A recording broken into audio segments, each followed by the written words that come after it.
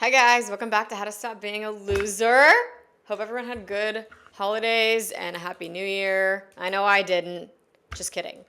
It was fine. I like love the holidays. Like I'm a very winter girl. I love the holiday spirit.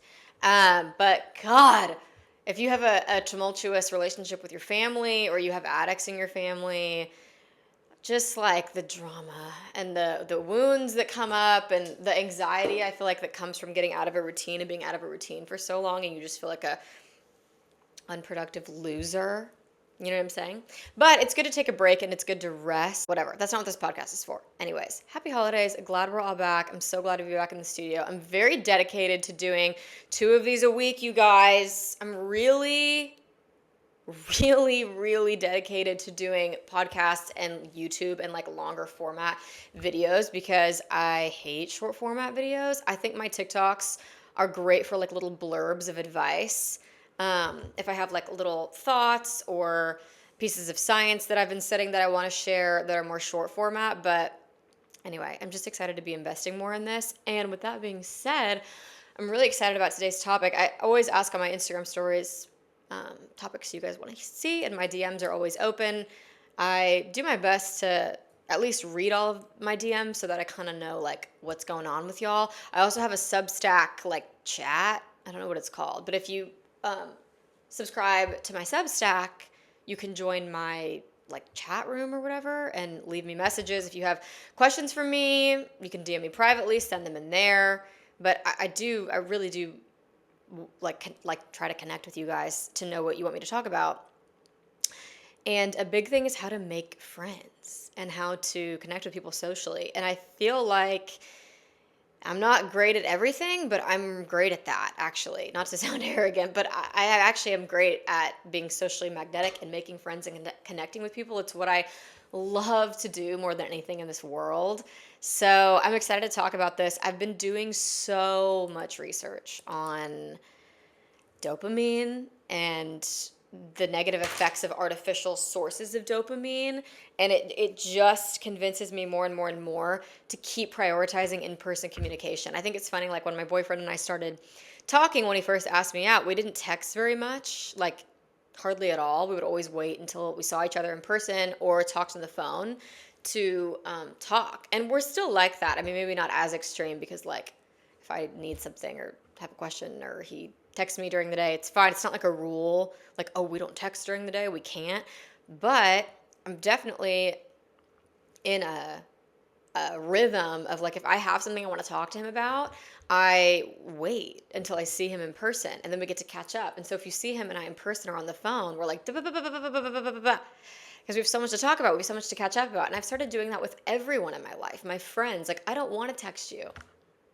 Like, I want to talk on the phone, or I want to wait until I see you in person and we can catch up.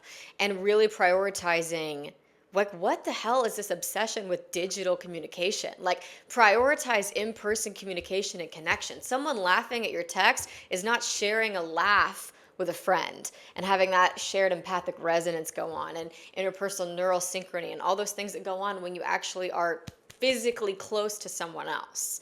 Like, going to dinner and going on dates with your romantic partner should be happening all the time. But yeah, it's probably not something that your boyfriend's going to be incentivized to do. Your husband's not going to be incentivized to ask you to go to dinner because you guys aren't going to have anything to talk about. He has no reason to, because you're texting him what you're doing 24/7. Like, I don't want to text. I don't want to see what you're doing. I don't want to rely on social media to know what you're doing. Like, I want to catch up with you in person. So I've really gotten into a rhythm of like understanding having a group chat is not having friends. And it might feel really good to have a bunch of girls texting you and liking your message and laughing at your messages, but that's not having friends. And I have always been someone who's poured a lot of effort and energy into my friendships, but I want to do it even more. I don't want to text. I want to call you. Like, I want to catch up with you. I want to make time to go grab coffee with you and invite you over. And it's just made my relationship so much better, romantic, with my friends, with my family. So prioritizing how to make friends in the first place, yeah, that's super important. And learning good communication skills. I think if you're watching this video, good for you, because I think that means that you're not relying on apps and social media At least I hope not. I'm not going to tell you to do that. I'm so against dating apps. I'm against porn. I'm even against romance novels. Like anything that is a replica or a substitute for the real, natural source of dopamine, I don't like at all. Like the pursuit and the chase of learning how to flirt and learning how to be seductive and learning witty banter and getting someone to go out with you and getting someone to want to reproduce with you. That is part of the human experience. It's like the best part. It's so exciting. It's so fulfilling. Actually connecting with a friend of yours and having that shared empathic resonance because you both agree on something or you're both laughing about something. That is real. But you getting on a dating app and someone saying yes to you when you've put zero work in, there's zero friction, you don't have to get up off your ass and go to your friend's house or pick up the phone and call her or invite her over. Like when you put effort and work into things and you don't just rely on what's easily available to you, your life starts to become so much more exciting and so much more fulfilling. Like your life is not boring, but you're investing so much in these artificial sources of dopamine that make you feel really connected. While what's really going on is you're becoming more and more disconnected and further isolated from the world around you. Stop texting your fucking friends. Call them, please. Please make plans to hang out with them consistently. You need to be around people. Social connection is so, so, so important. It's been proven to increase chances of survival in cancer. It's been proven to lower anxiety and depression. If you have a strong social circle and a strong community, you will live longer. And this is something that's been studied since 1979. It is proven over and over and over again. And it's one of those where you look at the research and the research is so abundant scientifically and the amount of clinical studies and peer-reviewed studies that have come out about the effects of a community. And it's like undeniable what it does for your health and for your longevity and your quality of life, your well-being, and your ability to fight off disease. And you have an actual immunoresponse to having friends. So absolutely investing your friendships all day long, investing your romantic relationship, and stop doing things that are substitutes for that. Stop watching porn. Stop asking ChatGPT for advice on your relationship. That's what your friends are for. That's what your friends are for. I know it might be scary and vulnerable, but there are two girls in my life. I have 3 or 4 women in my life that are like, I would get emotional talking about our relationship because it's such a healthy, fulfilling friendship. Female friendships are the most sacred thing to me, but truly, like, my best friend Taylor is my sister. I mean, I don't have a sister, but I don't have one because God was planning on giving me her. Like, you know what I mean? It's that kind of friendship. And, it makes me emotional. She's actually moving out. We've lived together for 6 years and she's moving out in 2 days. So emotional thing. But anyway, the reason why we have this relationship is because we built that shit. Okay. Like we have fought and had to learn each other's communication style. We've had to learn conflict resolution. We've had to have so many different conversations and compromise. And now we have she's the closest thing to me on this planet. And I love my boyfriend so much and I will love my husband so, so, so much. And it'll be a different, priority. But what your friendships can give you and what you can get out of your female friendships is something that your husband's never going to be able to give you. But if you don't invest in them and you start relying on this other person for everything, you're going to feel unsupported. And I think the same thing goes for ChatGPT. Like AI and dating apps and porn can give you this very short-term feeling of fulfillment and feeling of reward because it's releasing 10 times the amount of dopamine that the real thing is. And so it becomes addictive behavior because it's releasing all this dopamine into the reward pathway of your brain. So it keeps you coming back to it. But that is not going to be able to make you soup when you're sick. It's not going to be able to,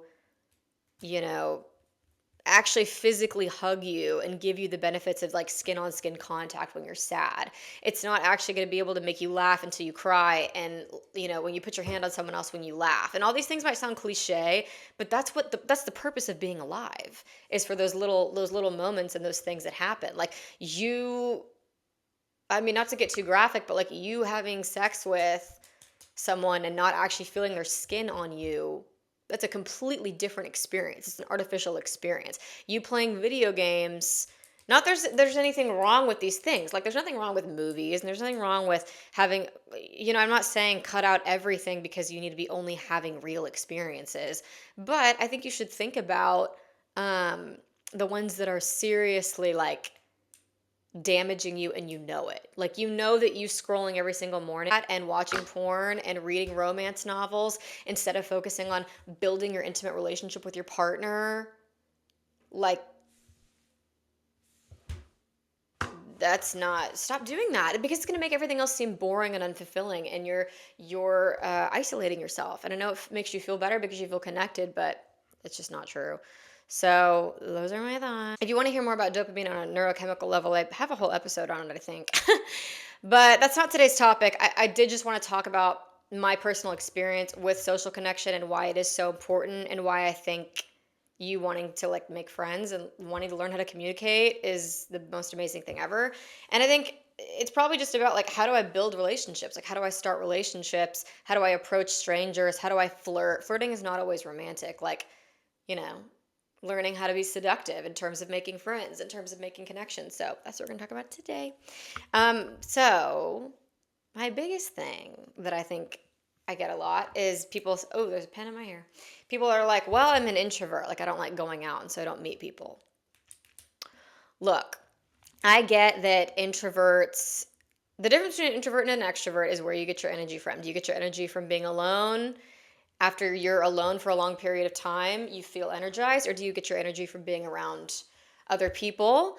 And then the appendage of that is how much time alone do you need? Because human beings are wired to be surrounded by other people and we're wired to connect with other people. And so I think, not that, I mean, obviously introversion is a very real thing. And I think there's nothing wrong with introversion. It's not a negative thing. You needing to be alone to regain your energy levels is completely normal and healthy. But I think that a lot of people have maybe amplified that a bit much. And, there's a difference between being a true introvert and isolating yourself because it's uncomfortable for you to connect with other people. And I would urge you to work on that. There's a difference. If you're a true introvert, but you still love being around your friends and you love, going out and doing things and having experiences, then that's fine.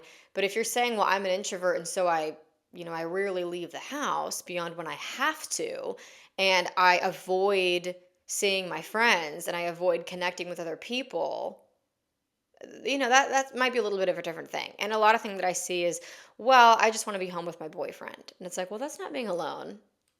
That's not introversion. That's you have probably centered your whole life around your romantic relationship and you need to seek out other experiences and relationships with other people besides your romantic relationship.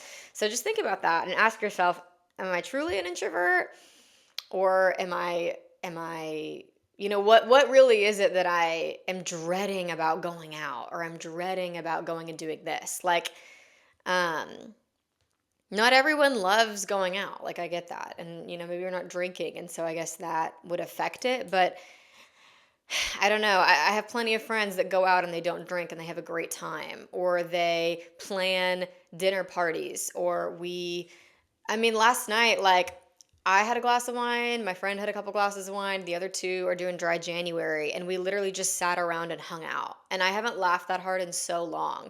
What does that bother you? Like, figure out, what's really going on there, because I think introversion often is used as an excuse for the desire to isolate yourself. And that is not healthy. Humans really, really are wired to connect with each other. I actually read this really interesting study called the connection prescription. The connection, it was on a National Institute of Health. The connection prescription, using the power of social interactions and the deep desire for connectedness to empower health and wellness. So I'm just going to read this little blurb. National Institute of Health, PubMed. This is, when was this? October 2015. Social connection is a pillar of lifestyle medicine. Humans are wired to connect, and this connection affects our health. From psychological theories to recent research, there is significant evidence that social support and feeling connected can help people wow, can help people maintain a healthy body mass index, control blood sugars, improve cancer survival, decrease cardiovascular mortality, decrease depressive symptoms, mitigate post-traumatic stress disorder symptoms, and improve overall mental health. That is crazy. And I feel like a lot of times you might go, well, yeah, of course. No. We're talking about how you feeling connected and feeling socially supported can improve cancer survival. It's just absolutely amazing to me. Like, your cells really are listening to you. And if you invest in feeling socially connected, that will in turn have all of the, it just blows my mind. Anyway, the body is just so amazing. It's critical for overall health and for healthy habits to be sustainable. It's time to appreciate and utilize connection and social bonds as a part of lifestyle counseling. Individuals need connections in their lives, in the workplace, and at home. Fostering these connections is critical to health and wellness, blah, blah, blah, blah. And then it goes through social connection and body mass index, social connection and diabetes, connection and cancer patients, connection and cardiovascular disease, blah, blah, blah, blah, blah. I mean, again, this is something that has been studied. Did I say this already? This is something that's been studied since 1979. There was a pillar study that was done that proved the connection between health and longevity and social connection. And so it's just, there's this abundance of information and studies that have been done about this. And so it is so, so, so important. So if you are someone who is introverted, I urge you to find balance, find the time to take alone. Everyone needs alone time. It's just in varying degrees. I'm the most extroverted person on the planet, and I still need alone time. It's healthy. But figure out how to connect with other people in a way that works for you and make it a priority, because it is vital for so many reasons. Okay, so that's my little intro on why this is so important. Okay, so here's the thing. First of all, there's a great podcast also on Diary of a CEO called The Body Language Expert by Vanessa Van Edwards. Fantastic. She is a retired awkward person. Love her. And she's got some seriously great tips on connecting with others, body language. But I'll tell you, like, the key points that I love that I've learned. And the one thing is, I think a lot of people are not approachable. And I think a big reason why is your body language. So the people that are approached the most, bars, in public, science shows, is the people that have open body language. So this, and if you can't see me because you're on audio, I'm crossing my arms like bent over looking down. Or if you walk into a bar and you're on your fucking phone, I try not to swear on this podcast, but we're all family here. Yeah, that's probably not very approachable because your fucking head is glued to your phone and you're looking down, or you're playing with your hair looking down. Look up. The way you enter rooms is going to seriously affect the trajectory of the rest of the evening or the rest of the day or the rest of the event. Challenge yourself to walk into a room with your chin up, make eye contact with people, smile, your phone is in your purse, you go up to someone and you introduce yourself. Like, it probably feels awkward to introduce yourself because you walk into a room and you don't do it. And then 5 minutes later you go, well, I should probably introduce myself to someone. It's like, yeah, bitch. It would have been a lot easier if you would have walked in and been like, hi, started shaking some hands. So think about that and get off your phone. Like, that's weird. I'm sorry. That is weird. After you introduce yourself, okay, and I talk about this a lot, if you let someone talk about themselves for 30 minutes, they will think that they're in love with you, because people love to talk about themselves. And so a lot of times you go into conversations and you kind of go on autopilot and you're kind of just there to be there. You're just kind of passing through, but you're not actually invested and present and interested in the conversation. So if someone's like, how are you? And you go, good, how are you? All right, well, there's a killed opportunity, because you could have easily said, I'm exhausted, to be honest with you, but I'm really excited to be here because I've heard really good things about this place, or I am exhausted after the holidays, but I'm really excited to get back into a routine, or I'm very much ready for a drink. Like, what are you drinking? you got to get a little more creative, okay? And you have to be more intentional with the way that you communicate with other people. And so much of it, like, is a little narcissistic, I think. Because if you're walking into a room and you're thinking about how is everyone perceiving me and what is everyone thinking about me and well, how do I look? It's like you've made this entire thing about you and how you're coming off. And then you say, well, I'm just shy or I'm just this or I'm just awkward. It's like, well, why don't you put the attention back on everyone else? Because I promise you, if you walked into that room just excited to get to know everyone there, and that was your only focus, is I have so many questions for all these people, and I have to meet all these people, and I'm so excited, and I don't know anything about these people, and every single one of them has a story or a piece of advice or a lesson or knows something that I don't. Um, you'd probably have a much better time. You'd probably have a much easier time introducing yourself to other people. So, God, my nail. Sorry. My nails are so messed up after this trip. Like, I've had the most beautiful long nails for years. And this trip I just went on, I stressed me out so much, I chewed them all off. Like, so bad. Anyway, distracted. So, yeah, focus on being curious and focus on being intentional and thinking about your responses and really listening to the other person. Are you really listening to the other person or are you just thinking about what you're going to say next? Because one of the best things you can do when someone is talking to you is really, really listen. And then after you're done listening, before you respond, pause, take a breath, and think about your response. Because that's rare. People typically will go, good, how are you? Instead, you could go, I am feeling really good, or whatever. Like, do you see how that, like, brings people in? Because they're going, what is she going to say? Because people don't do that. People don't take the time to pause and breathe before they speak. They just da da da da da da da, and it ends up being this vapid, meaningless conversation. And I talk about conversation skills a lot on here, but I think when it comes to making friends, like that is so important. Is that first introduction? It's the way that you walk into rooms, and you got to be in the room.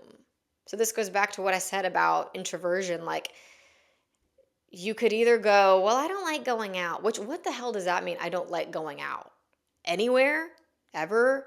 You just hate every single restaurant. You hate every single bar, really. Every single, and if don't give me the, well, I just don't like drinking. Every single bar in America these days has a mocktail menu.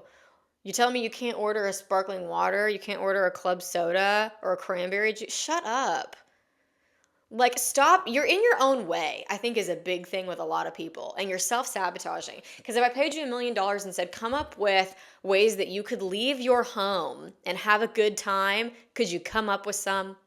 Like, I remember I had a friend who was like, I don't like going out. So I haven't hung out with you guys. Like, I don't ask you guys to hang out because I just don't like going out to bars. And I'm like, could you just come over? Like, could you say, hey, do y'all want to watch a movie together tonight? Hey, do you guys want to go on a walk? Hey, do you guys want to go to dinner? Like, what the hell?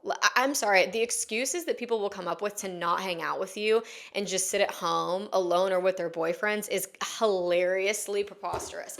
It's like, you gotta be your own biggest fan here and your own biggest advocate. Like, people are like, well, how do I make friends? If I paid you $1 million, could you make a friend? And what would you do? You got to get out there. You got to go do stuff. You got to go meet people. And you got to learn to introduce yourself and walk into rooms with confidence. And a lot of that confidence comes from not being obsessed with how am I coming off and observing yourself going, how are other people perceiving me? And what does my voice sound like? And what does my face look like? It comes from being present and having fun. And you do that by putting the energy on the environment and putting the energy on, wow, I'm actually really grateful to be here. And I'm going to have an optimistic outlook about tonight because this is where I am. Like, can you not enjoy taking 2 hours to get ready? I don't know a woman that doesn't like getting ready. I mean, seriously, like light a candle, play some music, put on a movie, make a little drink, and get ready and enjoy that. Enjoy that process and get excited about the night. And the entire time you're getting ready, I want you to think about all the amazing things that could happen tonight. Think, like, visualize yourself laughing with a friend, visualize yourself meeting some new people, and allow yourself to be excited. I think so often it's just like this dread and this doom of like, well, like I'm not going to know anyone and it's going to be really awkward. It's like, why are you going with that case scenario? Because the other is just as, if not more likely, that you go in there and everyone loves you. Human beings like to they put on a good front, but human beings love to connect with other people. They do. And they love to feel loved. And if you can go in there and make somebody else feel good because you're present and you're interested in them and you have questions about them and their job and their life, then I think your chances are pretty good of making friends, you know? But you got to get out there. And I think it's, if you're going to the same place over and over again, you're doing the same thing over and over again, and you're expecting a different outcome, it's the definition of insanity. So do stuff, like go do things, go pursue things, literally just do things. Like, for example, if you're like, wow, like, I see all these girls horseback riding, that looks so cool. Why don't you go do it? I bet you'll meet some people there. Or text everyone you know. Would anyone like to come horseback riding with me? No? Okay. Put it on your Instagram story. Anyone know any barns around here? And then go horseback riding. Are you into ice skating? Like, pursuing hobbies and doing those things will expose you to new people. It really will. And social media, I talk a lot of shit about, but I love it. It's my job. And it does connect people in a lot of ways. And it does teach people so much. You could easily start some kind of run club or like walking club on Instagram and be like, we meet at this coffee shop at the first of the month, every month, and we go on a walk together, like hot girls in Dallas, hot girl walks in Dallas. Like, I had a bunch of girls in college do that. Like, start a little club, start a book club, put it on your Instagram. That really is the power of social media. You don't need to live in a big fun city. Maybe you don't need to go out to bars. Maybe you don't need to go do this, but maybe you need to, like, if you're at a gym, if you go to a gym or you go to workout classes and you always see the same girls there, be like, hey, I always see you here. Like, I feel like you're in every class I'm in. My name's Bella. Like, what's your name? Or, I love your outfit. Where'd you get it? Cool. Like, like, you can easily go up and start a conversation with someone by just like complimenting them or being like, hey, I see you all the time. Like, what's your name? Or, have you tried any other Pilates studios around here? Have you tried any other gyms around here? Like, do you ever go to the sauna? Come on. Like, you got to get a little more intentional. And I think it's just actually being curious, and instead of letting the nerves take over of like, what if, just do it. Just stop thinking about it and just do it. People, because imagine if someone came up to you and started talking to you, would you ever be like, wow, what a weird bitch? No, you'd be like, oh, cool. Like, thank God, because I'm trying to make friends too. Um, and if someone is weird about that, then they're a loser and they need to listen to this podcast. Okay. It really is just about being more intentional and more curious. And I think a big thing too is like with friends, there's such a fine line. It is so similar to dating in the sense of like, you don't always want to be too available with friends. And this is different from making friends. It's more about like the dynamic that you'll develop with your friends. But like, I find that little things like go a long way. Like, you don't need to invite them out every single weekend, and you can let them come to you, and you don't need to blow them up or put in a ton of effort to get people to like you. And I think I'm speaking from experience because I did that so much in high school. Like, I was such an anxiously attached friend that I just squeezed onto my friendships so much that they slipped through my fingers. Yeah, I think that's what makes you magnetic, is like, unfortunately, scarcity increases perceived value. That's just a psychological thing. So if you're constantly the first one to reply in every single group chat, or the first one to always make plans, or you're the one putting in all the effort, pushing, anything that you chase is going to run in the opposite direction. So just remember your value. Remember that there's a bunch of people out there. If you just move to a new city and you're feeling lonely and you find someone where you're like, wow, like I thought we would be really good friends, that we're going to hang out, and I haven't heard from them, and I've reached out a couple times, like, that's okay. It's the same thing as dating. I don't know.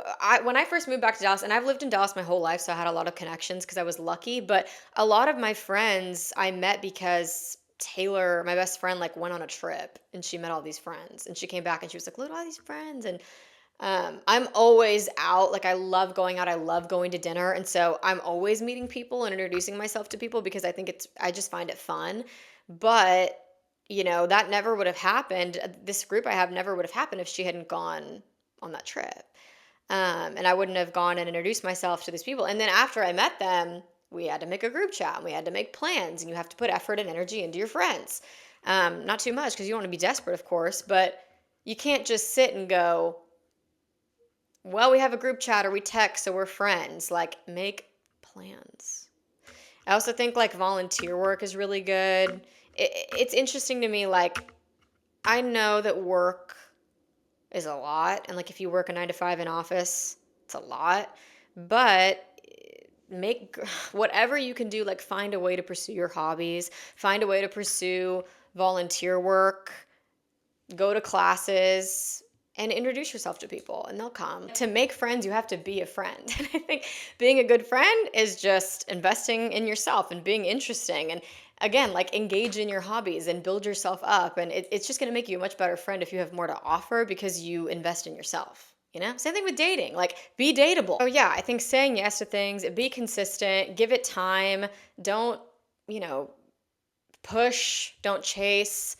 Know your value as a friend, be patient, trust the process. And I think frequent like places that you would want to find friends at. Like, if you're going to places that, if you want to be around successful people, go to places successful people go. Frequent the same coffee shop, frequent the same gym. You got to put yourself in situations with people who have shared interests. I know it can be hard if you're an introvert, but I'm telling you, like, human beings were meant to be social. It doesn't have to be as much as your friend that parties every single weekend and is never alone, but it is so, so, so important. Everyone wants a village, but no one wants to be a villager. And focus more on finding the good in other people, because most of the time people are just doing the best they can. I'm all for protecting your peace and setting boundaries, but I think people take it way too far most of the time. You can have boundaries and still love someone and still have a relationship with them. So that's the best way I would say to make friends and how to kind of maintain friendships, how important they are. When it comes to being socially magnetic, I feel like it's kind of what I'm saying. The thing that most people lack is truly presence and being curious and being intentional. And let people talk about themselves. If you let people talk about themselves, they will psychologically like you so much more. Don't be afraid to ask people to do a favor for you, because that's going to trick them into thinking that you like them. Hey, could you hand me a napkin? It doesn't always have to be something crazy. Or like, hey, could I borrow this book from you? And always leave a little bit of mystery to yourself. That's what I'm saying. Like, scarcity does increase perceived value. You don't need to tell them everything about yourself. That's what's going to keep them interested in you. That's what's going to allow for there to be more space for them to want to get to know you more and have more questions for you and be curious about you. You want to create allure and mystery. Not because it's going to get some boy to fall in love with you, which it will, but because it should be who you are. You want to be someone who doesn't need to over-explain or give every single detail of yourself out to the world. But also, if someone does ask you a question, I find that something people really like about me is that I give like authentic answers. And I stay in my real voice, and I think about what I'm going to say, and I kind of just talk. And I talk for a living, like on TikTok and stuff, and on this podcast, so maybe I'm better at it than a lot of people. But if you have an issue talking extemporaneously, just like off the cuff, practice. Go a minute every day and either film yourself, talk to a friend, talk to yourself without saying like or without saying filler words, and just see how you can go. Trust me, it gets better with practice. Like, I can record entire podcast episodes without editing them. Like, I can speak for an hour, and that's just because I practice it every single day and I've gotten better at it. And that is really, really a magnetic thing, because when you're energetically interested in the thing that you're talking about and you're talking with your hands and you're that's pretty rare. That's pretty interesting. A lot of people go into this like small talk thing. Like, who the hell likes small talk? No one wants to talk about the weather or sports. If people are talking about the weather or sports, it's not that important to them. But if you can dig deeper with people and ask people questions, like, if I'm like, oh, what do you do for work? Oh, I do this. Oh, do you like it? Well, what do you like about it? Oh, interesting. So it sounds like you're really interested in this. I feel like you'd be really good at this. It sounds like you are really passionate about this. Instead of just going, oh, wow, cool. That's crazy. Shut up. Like, actually be interested in the person that you're talking to. That creates so much magnetism. And you don't ever want to be, you want to be curious and intentional without being overzealous and overly invested, because that's what's going to make them go, well, what about her? Or like, what does she do? Or like, I wonder if she likes her job too. And not giving all of that away and allowing there to be space. Like, oh, well, so nice to meet you. Like, so glad I got your number, whatever. That's what's going to entice friends, boyfriends, people that you might want to go out with to want to text you again and create that perceived value because you're not telling them every single thing about yourself. If you're over explaining or oversharing, it's typically coming from a place of you're nervous and you're trying to overcompensate to make yourself seem more interesting. What if you were just interesting because you just are? What if you don't need to tell them everything about your job for you to seem successful? What if you don't need to tell them everything about your health and wellness routine to seem healthy? I think a lot of times people overshare details because they think it makes them more interesting, but the more that you say, the less is being retained. People have short attention spans, people have small memories. So you don't need to say anything unless it's worth saying. You have a contribution score, which is something I talk about a lot, but someone who only speaks when they have something valuable to say, you're training everyone around you to know that about you. And so, versus the person who is always talking, always has to put their 2 cents in, always has an opinion to give, they have a lower contribution score because they always have something to say. And it's never really a value. It's just a lot of fluff. So when they start to talk, people kind of glaze over because they know what to expect, versus the person who only speaks when they have something important to say. All the attention goes onto them and they're waiting for something, amazing to come out of their mouth. And it might not even be that amazing, but it's going to be perceived as more valuable because you're not always talking and you're choosing when to listen and when to speak. You have 2 ears and 1 mouth, so always listen more than you speak. That will make you so magnetic. Yeah, the most magnetic thing you can be is really, really present, having a good time. Like anytime you see a girl who's just laughing, having a good time, she's just there with her friends, that's the most attractive thing you can be. That's the most magnetic thing you could be to a boy, to friends. I mean, if I see a girl laughing, having a good time, and she just seems like she's fun and positive, I'm like, wow, I want to be friends with her. Like, I'm gonna go be like, hey, like I'm Bella, like that's really the most magnetic thing you can be. And just authentic. Just be authentic and just be you and be unapologetic about the things that you love. And I think one of the most fun ways to be more memorable to other people is to have signature things about yourself. And those things come from being authentically you. Like, I'm obsessed with the color gold. Obsessed. Everything on me is gold. All my jewelry is gold. All my clothes are gold. Like, my phone case is gold. It's just, if I was a color, like, I would be gold. Like, it's just my thing. And having things that are your thing means I think you have a really strong sense of self and a really strong sense of self-identity, and you have a personality that's memorable. And so now when other people see the color gold, they think of me. So have signature things about yourself. If you love matcha, then post about matcha all the time and constantly be drinking matcha and talk about matcha all the time. And that's like your thing. And that's so fun because then you get to live your life centered around things that you love. And it might sound superficial, it might sound surface level, but it makes you so magnetic because it's like, wow, that girl is obsessed with herself and obsessed with the things that she loves. I should be obsessed with her too, because that's how human beings work. If the more you love yourself, the more other people are going to love you. I hope I answered y'all's questions about like how to make friends, how to be socially magnetic. I feel like I covered as many like key points as I could think of. Yeah, interesting topic. I love my friends so much. Keep investing in your friendships. Keep pushing yourself to put yourself in uncomfortable situations and say yes to things more. And be a villager. I think the best return on investment is with your friends. So, yeah, I love you all so much. Thank you so much for listening. Please subscribe, and I will see y'all in the next episode.